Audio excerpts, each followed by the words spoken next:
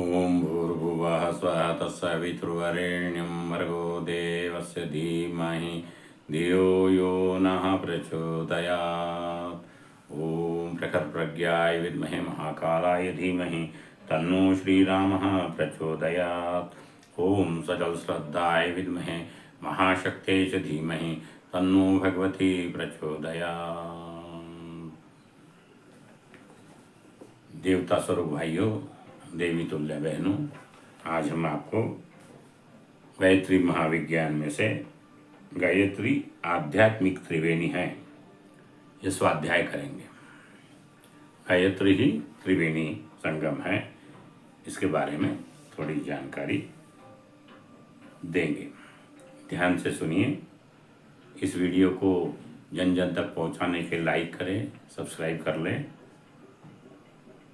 और गुरुवर का कार्य करें।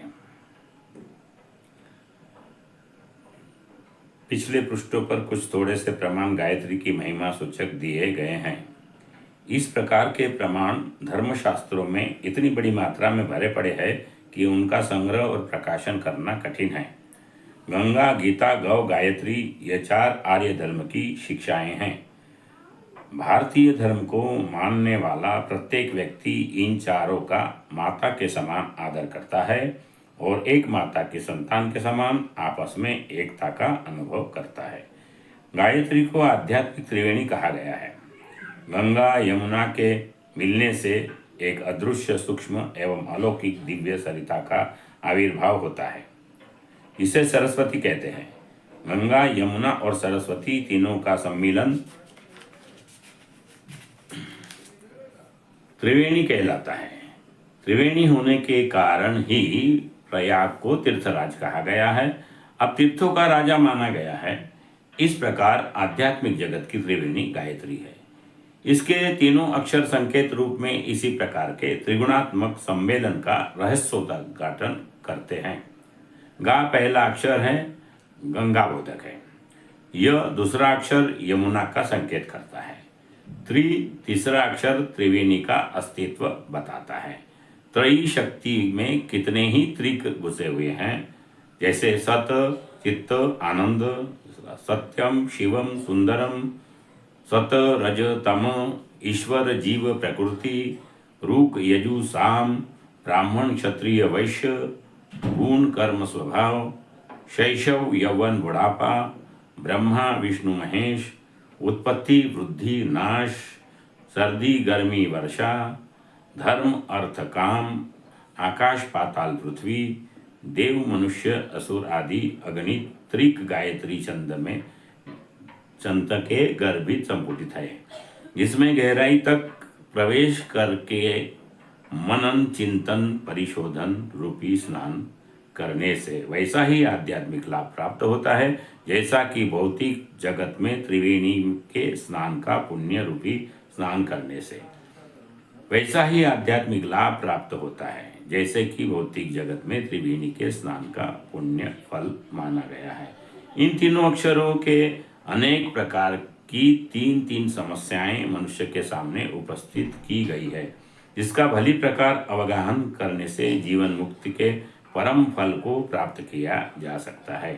त्रिवेणी की तीन धाराएं देखने में बड़ी दुस्तर, भयंकर, विशाल और अगाध दिखाई पड़ती है। इसी प्रकार से गायत्री में जो समस्याएं सिमटी हुई है वे काफी प्रतीत होती है, पर जैसे त्रिवेणी की जलधारा में प्रवेश करने स्नान करने से भय दूर हो जाता है और शांतिदायक शीतल प्रस्फुलित प्राप्त किया जाता है, वैसे ही गायत्री में सन्निहित समस्याओं का चिंतन, मनन और अवगाहन करने से ऐसे तत्वज्ञान की प्राप्त होती है जो सत्पथ की ओर प्रेरित करता है और शाश्वत शांति एवं परमानंद के द्वार तक पहुंचा देता है। गायत्री निसंदेह आध्यात्मिक त्रिवेणी है।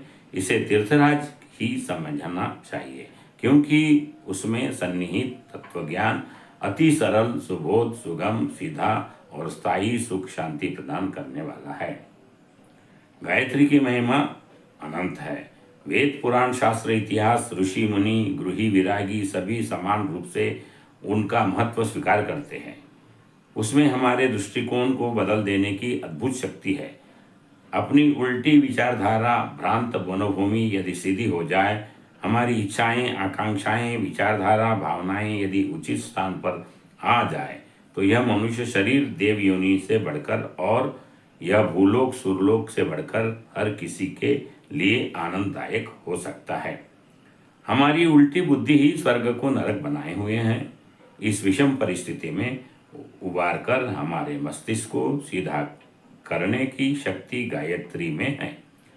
जो उस शक्ति का उपयोग करता है वह विषय विकार, भ्रांत विकारों एवं दुर्भावनाओं से, भवबंधन से छुटकर जीवन के सत्यम शिवम सुंदरम रूप का दर्शन करता हुआ परमात्मा की शाश्वत शांति को प्राप्त करता है।